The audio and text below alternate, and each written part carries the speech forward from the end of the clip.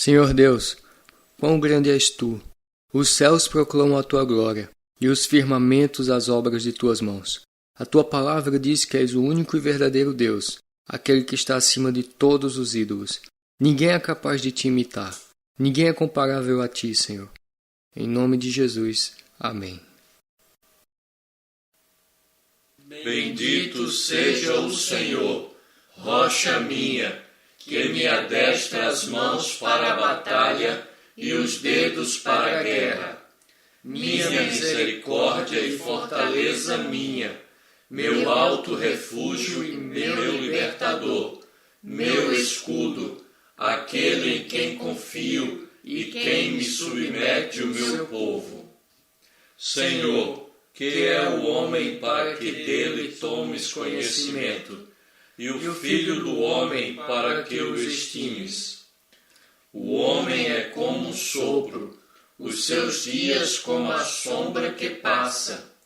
Abaixa, Senhor, os teus céus e desce, toca os montes e fumegarão.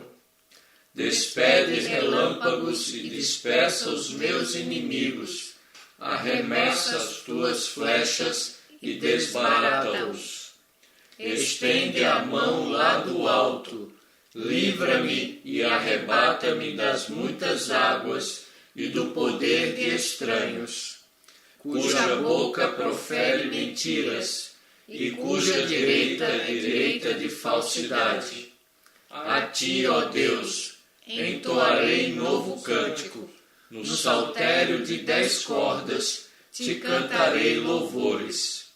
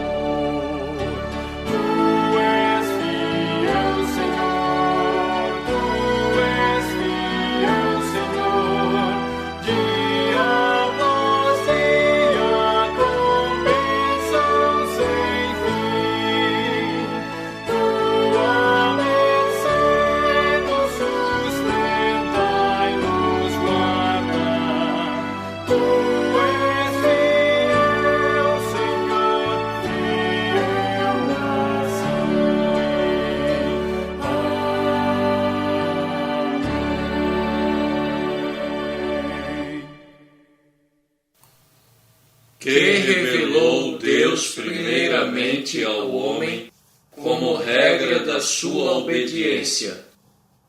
A regra de obediência revelada a Adão no estado de inocência e a todo o gênero humano nele, além do mandamento especial de não comer do fruto da árvore da ciência do bem e do mal, foi a lei moral. Que é a lei moral? A lei moral é a declaração da vontade de Deus, feita ao gênero humano, dirigindo e obrigando todas as pessoas à conformidade e obediência perfeita e perpétua a ela.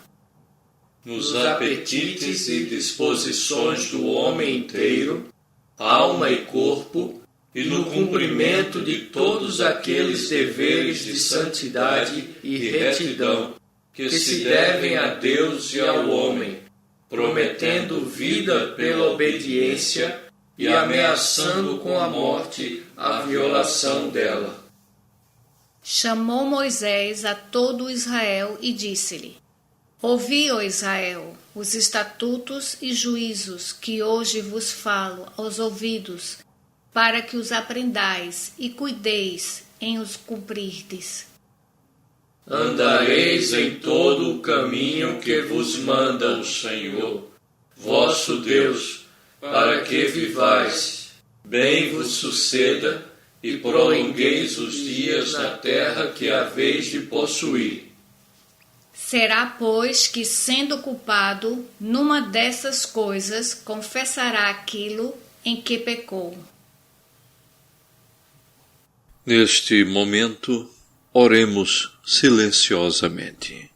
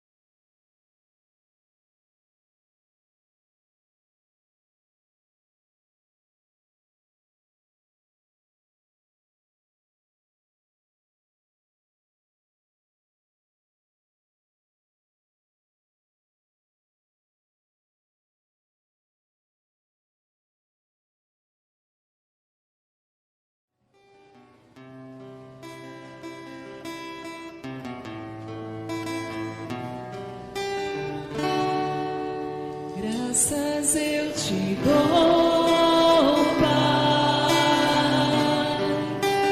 pelo preço que pagou,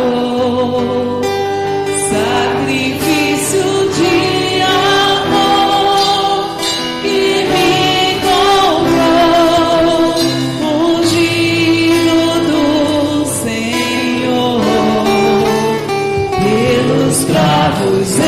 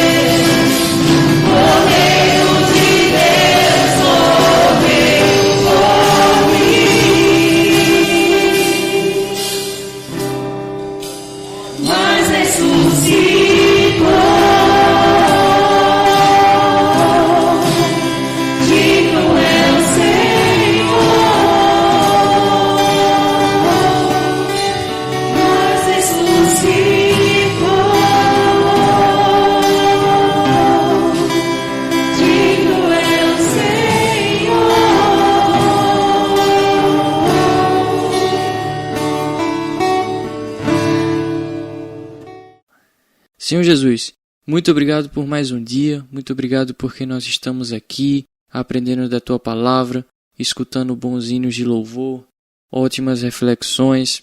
Nos ajude, ó Deus, para que possamos continuar assim, sempre buscando o Teu reino e a Tua glória. Te agradecemos, ó Pai, pela saúde que o Senhor tem nos dado e também pedimos orações pelas famílias que estão passando por necessidades diante dessa situação. Em nome de Jesus, amém. Olá, meus queridos irmãos, eu convido vocês a abrirem as suas Bíblias no livro de Amós. Amós, capítulo 9, versículo 11 a 15. Amós, capítulo 9, versículo 11 a 15. Assim diz a palavra de Deus: Naquele dia levantarei o tabernáculo caído de Davi, repararei as suas brechas, e levantando das suas ruínas, restaurá-lo-ei como fora nos dias da antiguidade, para que possua o restante de Edom e todas as nações que são chamadas pelo meu nome, diz o Senhor que faz estas coisas. Eis que vem dias, diz o Senhor, em que o que lavra segue logo o que ceifa, e o que pisa as uvas ao que lança a semente. Os montes destilarão mosto, e todos os outeiros se derreterão. Mudarei a sorte do meu povo de Israel. Reedificarão as cidades assoladas, e nelas habitarão. Plantarão vinhas e beberão o seu vinho. Farão pomares e lhes comerão fruto. Plantá-los-ei na sua terra, e dessa terra que lhes dei já não serão arrancados, diz o Senhor teu Deus. Vamos orar? Senhor, muito obrigado pela Tua palavra. Uma palavra que exorta, palavra que edifica, palavra que dá esperança. Pedimos que o Teu Espírito aplique em nós a Tua palavra, para que possamos sair daqui edificados. Em nome de Jesus. Amém. Epílogo. Epílogo significa conclusão. Na literatura, o epílogo determina os últimos acontecimentos da história. No epílogo nós encontramos todos os fatos que encerram o drama, fatos que possam complementar o sentido da ação e também o destino final das personagens. Existem várias formas de se usar o epílogo. Uma delas se chama efeito cortina lenta. Vamos supor que você está escrevendo um livro e a sua história é muito tensa. Os seus últimos capítulos foram dramáticos e você quer acalmar o leitor antes de encerrar o livro. Então, você precisa escrever suas últimas páginas de uma forma mais tranquila. Você pode, inclusive, avançar no tempo, falar do que aconteceu alguns meses ou alguns anos depois com os personagens, tudo para encerrar a história com um clima mais calmo e esperançoso. Da mesma forma que livros não se escrevem sozinhos, a história humana não acontece por acaso. Deus é o autor da história, e essa história tem um padrão: criação, queda, redenção, restauração. O comentarista Gary Smith descreve os 5 últimos versículos de Amós como um epílogo. Nesses últimos 5 versículos, nós encontramos fortemente um contraste com os anteriores. Veja, apesar de ser uma curta passagem, ela carrega uma importante mensagem. Ela transmite uma grande mudança de rumo em tudo aquilo que Amós estava descrevendo. Deus havia preparado Amós, um simples boiadeiro e colhedor de sicômoros, lá do reino do sul, para trovejar contra o reino do norte. E ele trovejou contra Israel, contra os povos vizinhos, tudo por causa das alianças políticas sujas, por causa das riquezas ilícitas e também pela corrupção na adoração. Amós, ele havia começado o seu livro condenando as demais nações, até que em certo momento ele se vira para Israel e diz: vocês também não vão ficar fora disso. e lança as acusações, lança os juízos de Deus contra o povo, dizendo que Deus iria destruir aquele reino e deixaria Israel sem rei. Mas nesses últimos versículos, ele conclui a sua obra apresentando a única maneira deles escaparem, que seria através da obra que o próprio Deus faria. Eles seriam destruídos, mas não varridos do mapa. A destruição viria, mas Deus iria restaurá-los. Apesar do pecado do povo, Deus havia prometido um final feliz para eles. Deus havia prometido grandes bênçãos quando o seu povo fosse restaurado. Portanto, hoje nós meditaremos no seguinte tema: restauração, uma promessa de esperança. Deus prometeu restaurar o seu povo. E como Deus fará essa restauração? Veremos em primeiro lugar que Deus começa a restauração através de um rei. Veja comigo o versículo 11. Naquele dia levantarei o tabernáculo caído de Davi, repararei as suas brechas e, levantando das suas ruínas, restaurá-lo-ei como fora nos dias da antiguidade. Naquele dia. Essa é uma expressão que em outras passagens de Amós assinala o juízo que ainda estava por vir. Mas aqui Amós ele está interessado em erguer os olhos dos ouvintes para um futuro mais distante e esperançoso.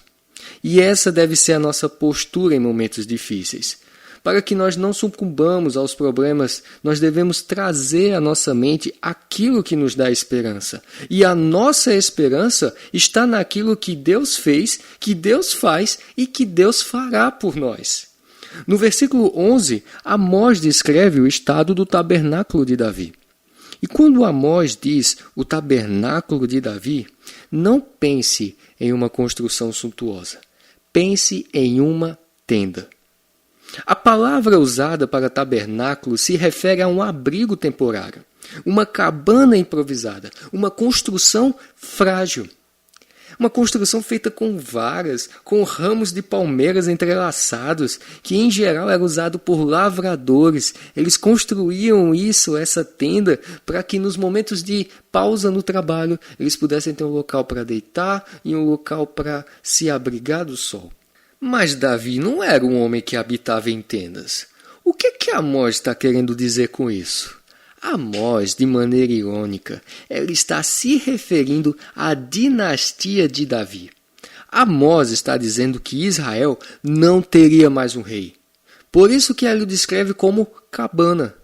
E as condições dessa cabana são as piores. Ela está caída.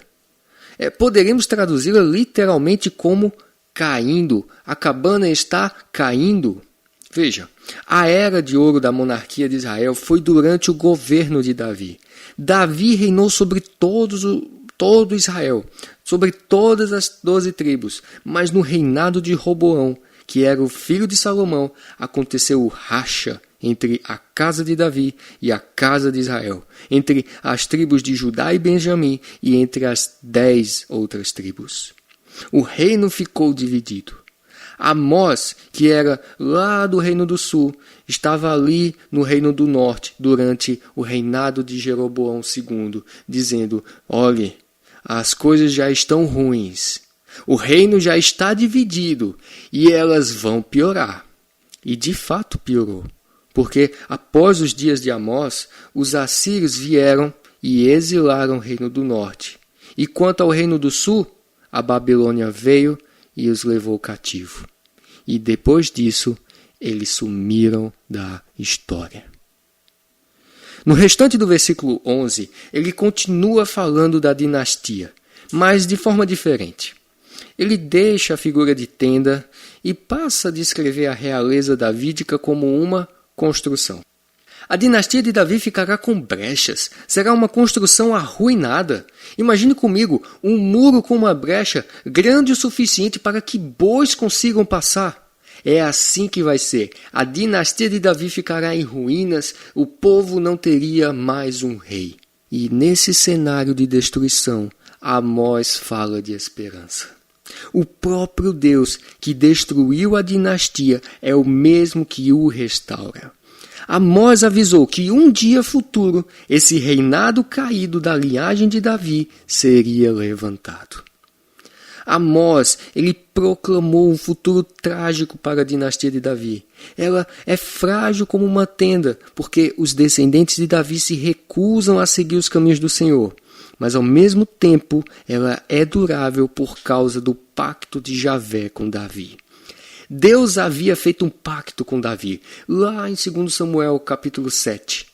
E nesse pacto Deus prometeu a Davi que alguém da sua semente, ou seja, um descendente, teria um trono e um domínio eternos. Deus iria levantar as paredes e reconstruir as ruínas. E é aqui que a nação encontra sua esperança. Israel, vai ser duro, vai ser difícil, vocês serão exilados, mas não será para sempre. O cativeiro, Israel, não é o teu fim. E com base na aliança com Davi, o povo recebe a esperança certa e a expectativa de que Deus há de levantar um novo rei. Como Palmer Robertson bem diz, virá um ocupante maior do trono de Davi. Ele irá assentar-se no trono, reinará com justiça sobre toda a terra, fundirá o trono de Deus com o seu, porque será Emanuel, Deus poderoso, o próprio Deus. Javé iria providenciar um rei. Mas para quê? Veja comigo o versículo 12. Para que possuam o restante de Edom e todas as nações que são chamadas pelo meu nome, diz o Senhor que faz estas coisas.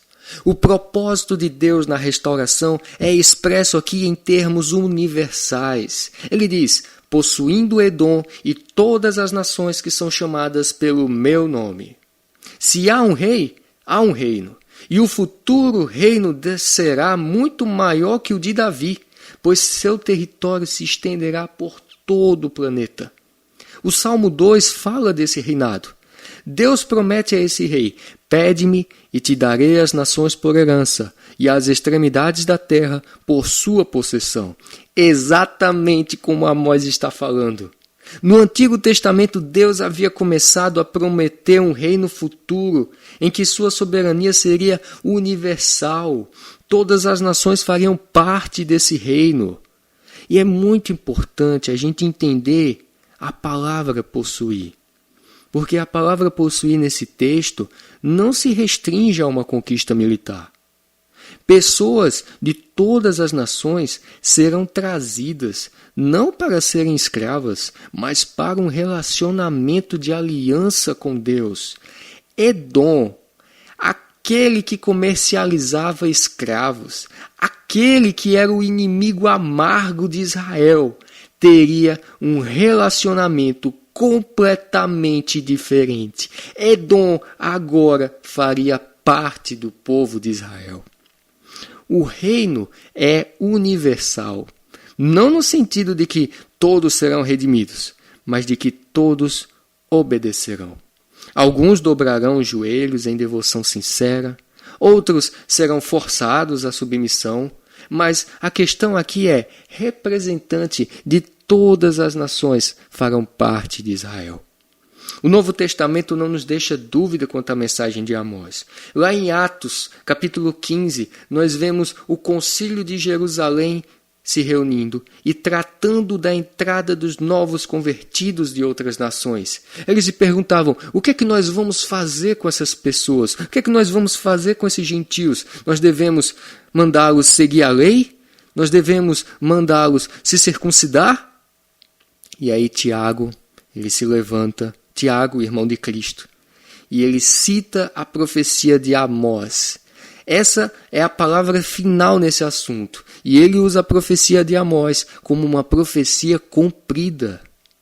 E naquele momento, eles compreenderam que Jesus Cristo é o filho de Davi, que Jesus é o representante da dinastia davídica, e que todos os que creem nele, o obedecem e servem, pertencem ao seu reino. O pastor Paulo Anglada comenta: a dinastia de Davi estava sendo retratada como uma tenda caída. Ela foi restaurada por Jesus, o seu descendente anunciado, o qual estendeu o seu reino sobre todos os gentios. É graças a Jesus Cristo que pecadores podem se achegar e receber a cidadania celestial, independente de ser judeu ou não. Cristo pagou o resgate por todos os que são chamados pelo nome do Senhor.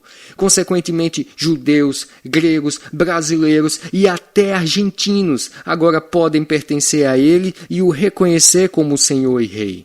Portanto, nós estamos diante de uma profecia que já se cumpriu. E, de fato, o povo foi exilado. A descendência de Davi, ela ficou como uma tenda caída.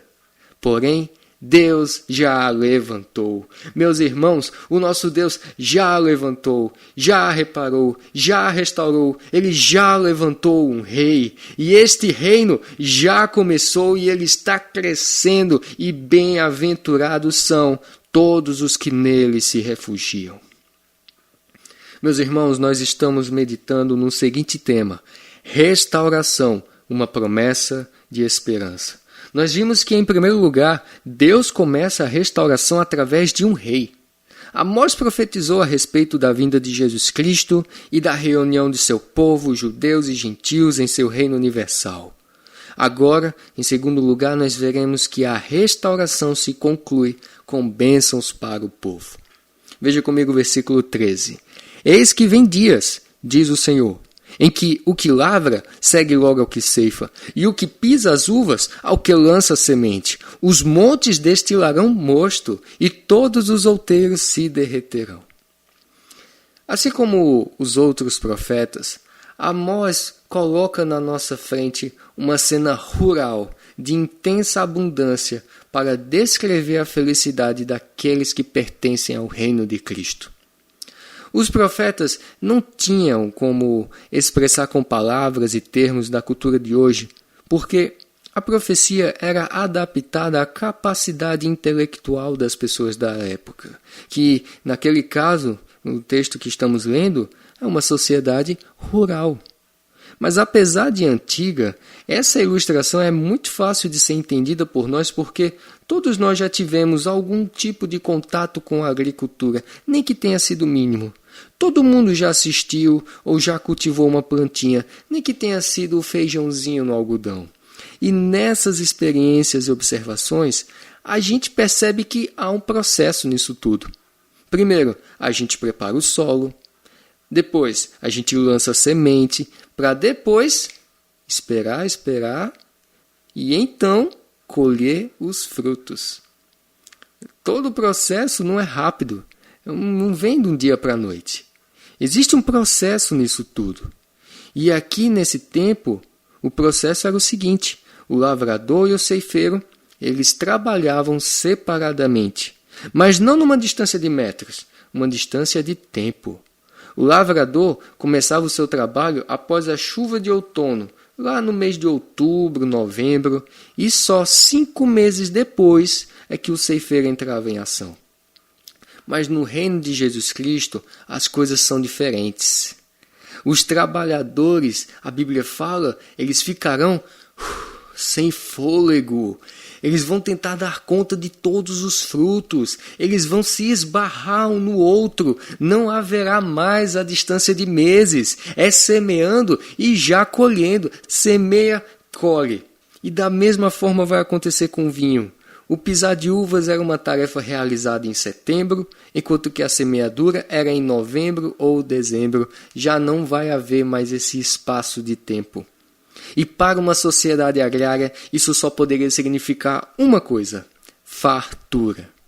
Aqueles que fazem parte do reino do Senhor Jesus Cristo viverão em fartura. No versículo 14, o Senhor nos fala que Ele há de mudar a sorte de Israel. O Senhor há de restaurar, o Senhor há de realizar uma restauração. Mudar a sorte é a mesma expressão usada em Jó, capítulo 42, verso 10, que diz: mudou o Senhor a sorte de Jó, e o Senhor deu-lhe o dobro de tudo o que antes possuíra. Deus irá mudar a sorte do seu povo através de uma restauração completa, do povo. Portanto, quando o Senhor levar os israelitas de volta para a terra deles, as cidades serão reconstruídas, as vinhas serão plantadas e os jardins produzirão frutos. Haverá fartura. Agora veja o versículo 15. Deus diz: vocês nunca mais serão escravizados, nunca mais serão subjugados. Todas as ameaças do exílio serão eliminadas, porque o Senhor irá plantá-los na sua terra, e dessa terra já não serão arrancados. E ele conclui: diz o Senhor teu Deus. Essa aqui é uma expressão de relacionamento pactual. Diz o Senhor teu Deus, aquele que estabeleceu um relacionamento pactual, aquele que jurou por si mesmo, e por ter jurado por si mesmo, nós sabemos que o Senhor fará todas essas coisas em amor e em fidelidade à aliança que fizera com o seu povo. A aliança que foi estabelecida lá no jardim e encarnada em Jesus Cristo. Então, em que sentido Deus prometeu o que acabamos de ler aqui? Será que Deus está se referindo a uma restauração literal do Estado de Israel? Muitas pessoas ainda acham que Deus trará as 12 tribos para a terra de Israel, que os judeus em massa se converterão e que Cristo reinará sobre eles por 1000 anos em um reinado literal e físico. Mas Calvino explica que o significado pleno dessa profecia só pode ser encontrado quando nós olhamos para a natureza do reino de Cristo. Se o reino de Cristo é espiritual, as bênçãos descritas por Amós também são espirituais. A fartura mencionada são as bênçãos abundantes que Deus derramou no dia de Pentecostes e que continua derramando até hoje e que vai ser assim para sempre. O reino de Cristo ele é espiritual, logo as bênçãos são espirituais. E Deus demonstra sua fidelidade ao cumprir o que prometeu a Abraão, Isaque, Jacó, Davi, na pessoa de Jesus Cristo. E Deus demonstra o seu amor em nos incluir, pois nós somos como o restante de Edom. O restante de Edom que Deus trouxe para debaixo do reinado de Jesus. Deus está declarando que a sua graça supera os pecados do povo. Por mais indignos que sejam os moradores dessa terra, a graça de Deus prevalece. E através de Cristo, nós recebemos inúmeras bênçãos. Mas que bênçãos são essas, Arnaldo? Nós somos convencidos dos nossos erros. Tem coisa pior do que ser um iludido? O Espírito Santo nos tira a ilusão de nos acharmos bons e abre os nossos olhos para a lei, convencendo-nos do pecado através da palavra de Deus, através da obra de Cristo, e é a fé que Deus nos dá, nós somos declarados justos, somos declarados retos, perfeitos, tudo porque estamos unidos a Jesus Cristo. Nós recebemos o perdão dos nossos pecados e nós somos declarados justos. Mesmo que nessa vida não deixemos de pecar, o Senhor olha para nós e vê os méritos de Cristo. O Senhor olha para nós e não nos abomina, mas recebe-nos de braços abertos como seus filhos. Ele nos chama de filhos e nos garante uma entrada no reino do céu. Nós somos também transformados à semelhança de Cristo. Graças ao Espírito Santo, nós cristãos, nós estamos realmente nos tornando justos em nosso comportamento, justos e vencendo as imperfeições. O Espírito Santo ele está nos santificando. A nossa fé ela é aumentada. Cresce em nós o amor, cresce em nós a mansidão, a paciência, longanimidade, domínio próprio, todo o fruto do Espírito. Nós também somos capacitados a morrer cada vez mais para o pecado e vivermos cada vez mais para a justiça. Onde o cristão encontra forças para lutar diariamente contra o pecado? Na confiança de que ele já é aperfeiçoado. Quer coisa melhor do que isso? Somente os eleitos de Deus, somente os cidadãos desse reino recebem essas bênçãos. A Igreja de Cristo, ela já vive e já desfruta das bênçãos do reino de Deus e aguarda a consumação desse reino na segunda vinda de Cristo. Meus irmãos, esse texto traz para nós alguns usos. O primeiro deles é: onde o cristão encontra esperança? A nossa fonte de esperança, conforto, encorajamento nesse mundo, ela está somente nas promessas de Deus. Somente no perdão de pecados que Deus oferece em Cristo Jesus. E também somente no final feliz que Ele providenciou para o seu povo. No mundo nós teremos aflições, nós sofreremos pressão, nós teremos ansiedade. E quando nos depararmos com esses problemas, nós devemos correr ao nosso Rei, confiar nele, porque o nosso Rei não hesitará em nos defendermos. Quando nós nos sentirmos acusados pelos nossos próprios pecados e duvidar de nossa salvação, nós devemos lembrar que Ele já nos perdoou e que nós pertencemos a Ele e que nada pode arrancar das suas mãos. Nós somos seus filhos valiosos. Ele mesmo diz: vocês valem mais do que muitos pardais. Então, nenhum pardal cai a não ser pelo plano de Deus. Portanto, nenhum vírus se move a não ser pelo plano de Deus. Quando nós confiamos em nosso Rei, nós temos razões sólidas para refutarmos os nossos medos. Em Cristo, nós não temos motivos para desesperança. Segundo lugar, qual a nossa mensagem de esperança para este mundo? Nós temos como obrigação anunciar ao mundo que é pecado não crer em Jesus Cristo. O coronavírus, ele é apenas uma ilustração do horror do pecado. O pecado é ainda pior. O pecado, ele é mais repugnante. O pecado é 1000 vezes fatal. As calamidades, elas são uma prévia de Deus do que o pecado merece, do que um dia ele receberá 1000 vezes pior em juízo. São avisos, são alarmes para nos despertar para o horror moral e a feiura espiritual do pecado contra Deus. Para que a nossa evangelização seja fiel às Escrituras, nós precisamos apresentar Jesus Cristo como um servo ungido de Deus, que cumpriu as promessas do seu ofício de rei. Ele deve ser apresentado como o único mediador entre Deus e os homens, aquele que nos liberta do vírus do pecado. Cristo morreu e Cristo ressurgiu para ser o Senhor tanto de mortos como de vivos. Portanto, nós devemos apresentá-lo como Rei. Não há evangelização onde essa mensagem não é declarada. Terceiro, como essa esperança afeta o nosso viver? Se Cristo é um rei, submeta-se a ele e submeta-se a Cristo de bom grado. Todos os demônios do inferno se submetem a Cristo, mas contra a vontade deles. Mas nós, como seus súditos, nos submetemos alegremente ao nosso rei e aos seus ensinos. Jesus é o nosso Salvador, Jesus é o nosso Rei e também o nosso Senhor. Há pessoas que recebem Jesus Cristo como seu Salvador, mas não como seu Senhor. Essas pessoas que recebem-o apenas como seu Salvador e não como Senhor, elas estão iludidas. A sua esperança, ela está baseada em um alicerce de areia.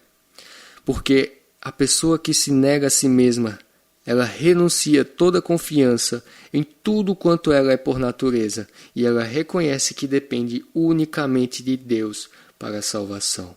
Portanto, obedeça a todos os ensinamentos de Cristo. Se Cristo lhe ordena amor, humildade, boas obras, obedeça. Viva como um cidadão do céu. Evite todo pecado. Ore, medite na palavra, dedique-se à glória e ao serviço dele. Esteja pronto para sofrer por Cristo, amar a Cristo mais do que qualquer outra coisa, mais que a própria vida. Meus irmãos, Deus é o autor da história. E Ele reservou um fim glorioso para todo o seu povo. Que Deus nos abençoe nesses tempos de calamidade e ajude-nos a manter a nossa esperança unicamente nas obras do Senhor.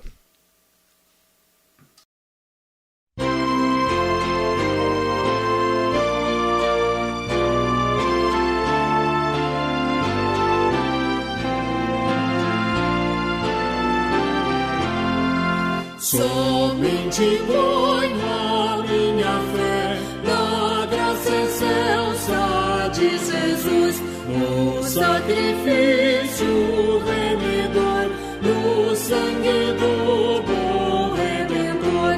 A minha fé e o meu amor estão firmados no Senhor, estão firmados no Senhor. Se não lhe pôs a faz viver, é pela fé que vou viver. Em cada transe a suportar, eu hei de nele confiar. A minha fé e o meu amor estão firmados no Senhor, estão firmados no Senhor. A sua graça é muito real, abrigo traz no temporal. Ao vir cercar-me a tentação, me fortalece sua mão. A minha fé e o meu amor estão firmados no Senhor, estão firmados no Senhor.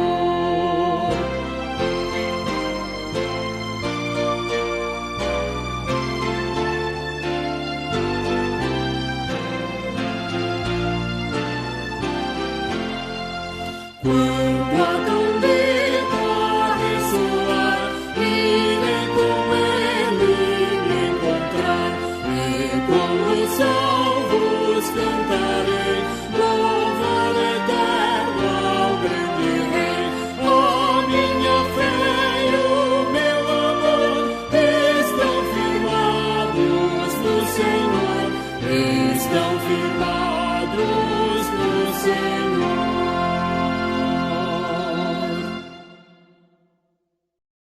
Vamos receber a bênção do Senhor. Que a graça do Senhor Jesus Cristo, o amor do nosso Deus e Pai e a consolação do Espírito Santo seja sobre todo o povo de Deus, desde agora e para todo sempre.